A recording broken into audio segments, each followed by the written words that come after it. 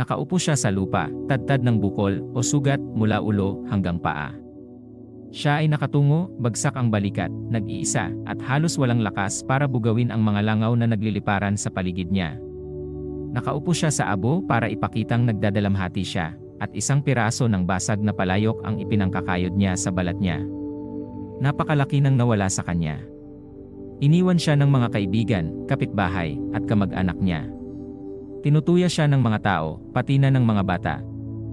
Akala niya, kagagawan ito ng Diyos niyang si Jehovah, pero nagkakamali siya. Siya si Job. Tungkol sa kanya, sinabi ng Diyos, wala siyang katulad sa lupa. Pagkalipas ng maraming siglo, itinuturing pa rin ni Jehovah si Job bilang isa sa pinakamatuwid na mga taong nabuhay sa lupa. Dumaranas ka rin ba ng kahirapan o kabiguan? Talagang mapapatibay ka sa kwento ni Job. Mas mauunawaan mo rin ang isang katangiang kailangan ng bawat lingkod ng Diyos, ang katapatan. Maipapakita ito ng mga tao kung sila ay lubusang tapat sa Diyos, patuloy na gumagawa ng kalooban niya kahit sa mahihirap na sitwasyon, at malinis sa moral. Marami pa tayong matututuhan kay Job. Sa lupain ng Uz, may isang lalaking sumasamba kay Jehovah.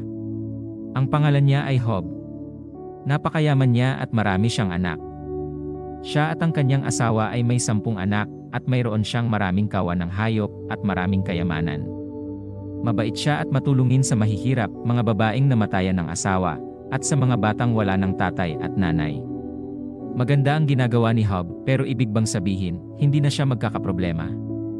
Hindi alam ni Job na pinapanood siya ni Satanas na dyablo. Sinabi ni Jehovah kay Satanas, napansin mo ba ang lingkod kong si Job? Wala siyang katulad. Nakikinig siya sa akin at ginagawa niya ang tama. Sumagot si Satanas, syempre susundin ka ni Job.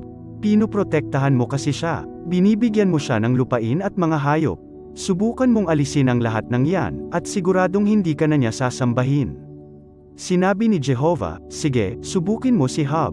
Pero huwag mo siyang papatayin.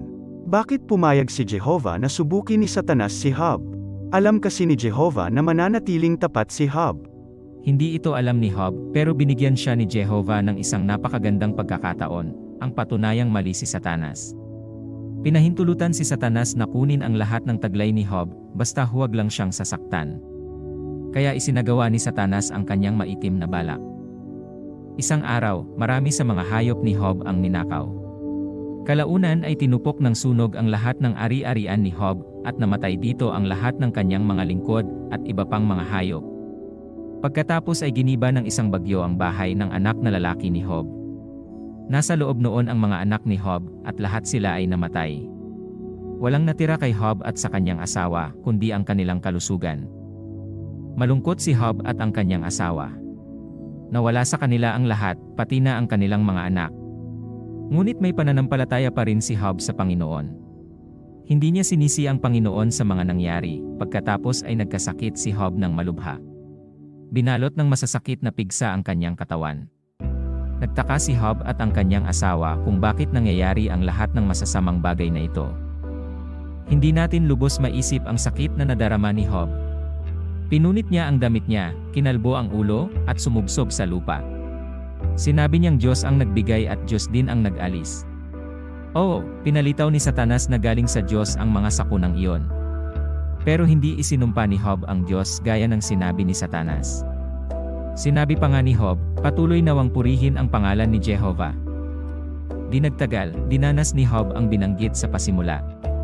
Isipin ang kawawa niyang asawa. Namatayan na nga ito ng 10 anak, wala pa itong magawa kundi ang pagmasdan ang labis-labis na pagdurusa ng kanyang asawa. Dahil sa bigat ng pinagdaraanan, nasabi niya, nananatili ka pa rin bang tapat? Sumpain mo ang Diyos para mamatay ka na. Parang hindi na siya ang asawang nakilala at minahal ni Job. Nasabi ni Job na para siyang babaeng mangmang kung magsalita.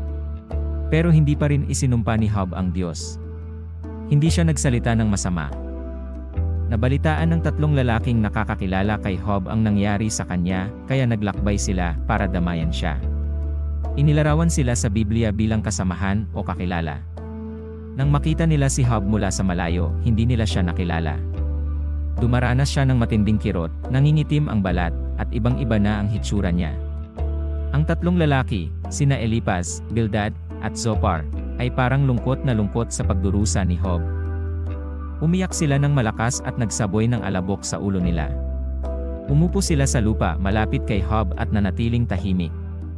Isang linggo silang nakaupo, araw at gabi, nang walang imik. Baka akalain nating nakakapagpatibay ang kanilang pagtahimik, pero wala talaga silang interes kay Job dahil hindi man lang sila nagtatanong. Ang nakikita lang nila ay ang paghihirap niya. Sa wakas, nagsalita na si Job. Sinabi niya kung gaano kasakit ang nararamdaman niya at isinumpa ang araw na ipinanganak siya. At binanggit niya ang isang pangunahing dahilan kung bakit napakamiserable niya. Akala niya, kagagawa ng Diyos ang mga problema niya. Hindi naman nawala ang pananampalataya ni Job, pero kailangan niya ng kaaliwan. Pero nang magsalita na ang mga kakilalang iyon, napag-isip-isip ni Job na mas maganda pang nanahimik na lang sila. Unang nagsalita si Eliphaz, na posibleng pinakamatanda sa tatlo at mas matanda kaysa kay Job. Pagkatapos, nagsalita na rin ang dalawa niyang kasama. Masasabi natin na may kamangmangan nilang ginaya ang pangangatuwiran ni Eliphaz. Parang hindi naman masama ang ilang sinabi nila, dahil inulit lang nila ang bukambibig ng maraming tao, gaya ng pagiging dakila ng Diyos, pagpaparusa sa masasama, at pagbibigay ng gantimpala sa mabubuti. Pero sa simula pa lang, halatang halata na hindi talaga sila nagmamalasakit kay Job. Parang makatuwiran ang sinabi ni Eliphaz na mabuti ang Diyos at na pinaparusahan niya ang masasama. Kaya kung pinaparusahan si Job, ano ang ibig sabihin nito? Tiyak na may ginawa siyang masama. Talagang hindi matanggap ni Job ang pangangatuwirang iyan. Pero lalo pang naging kumbinsido ang tatlong tagapayo na may itinatagong kasalanan si Job, kaya dapat lang siyang magdusa. Inakusahan ni Eliphaz si Job na pangahas, masama, at walang takot sa Diyos. Sinabihan ni Zophar si Job na itigil ang paggawa ng masama at ang pamimihasa sa kasalanan. At may napakasakit pang sinabi si Bildad. Pinalitaw niyang nakagawa ng kasalanan ang mga anak ni Job, kaya dapat lang silang mamatay. Mayroon pang mas masamang ginawa ang nagmamarunong na mga lalaking iyon. Hindi lang nila kinuwestiyon ang katapatan ni Job, pinalitaw rin nila na walang kabuluhan ang pagiging tapat sa Diyos. Nang magsalita na si Eliphaz, may binanggit siyang di nakikitang espiritu na bumulong sa kanya. Napakasama ng konklusyon ni Eliphaz na galing sa demonyong iyon, ang Diyos ay walang tiwala sa mga lingkod niya, at hinahanapan niya ng mali ang mga anghel niya. Batay sa pangangatuwirang iyan, hinding-hindi mapalulugdan ng mga tao ang Diyos. Pagkatapos, iginiit naman ni Bildad na hindi mahalaga sa Diyos ang katapatan ni Job gaya ng katapatan ng isang uod. Kawawang Job. Nalulungkot na siya nang magsimula ang mahabang pagtatalong ito. Sa umpisa pa lang, inamin niyang naging padalos-dalos siya sa pagsasalita at desperado. Maiintindihan natin kung bakit. Nasabi niya ang mga ito dahil sa bigat ng kalooban niya at makikita na hindi niya nauunawaan ang mga nangyayari. Dahil sa bilis ng mga pangyayari, inakala ni Job na si Jehovah ang may kagagawan ng mga ito. Walang kamalay-malay si Job sa mahalagang nangyayari, kaya nagkaroon siya ng maling akala. Nagsalita ang Panginoon kay Job at ipinakita niya rito ang mundo, ang mga bituin, at ang lahat ng mga bagay na nabubuhay.